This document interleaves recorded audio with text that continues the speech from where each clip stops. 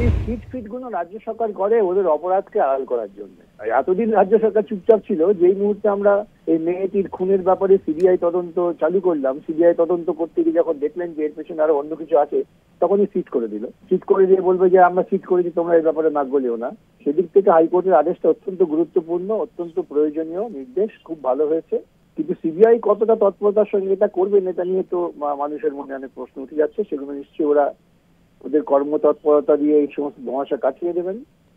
গতকালই আমি একটি টিভি চ্যানেলে বলেছিলাম যে এর খুনটা হচ্ছে পার্ট অফ লার্জার কনস্পিরেসি। এটা শুধুমাত্র একজনকে হঠাৎ খেতে গিয়ে ধর্ষণ করে খুন করলাম তা নয়, এর পেছনে অনেক গভীর খেলা আছে, দুর্নীতি আছে। এখন সিবিআই এটাও তদন্ত করে বার করুক, তাহলে তো ভালোই হয়। রাজ্যের হাতে তার কিছু নেই, যা চুরি টুরি করার এতদিন তো ওরা সব ডিপার্টমেন্ট থেকে করে নিয়েছে, স্বাস্থ্য দপ্তর থেকেও যা খাবার খেয়ে নিয়েছে, এখন আর তো কিছু এমনি পড়ে নেই, আর থাক না থাক এতে যায় আসে না ওদের।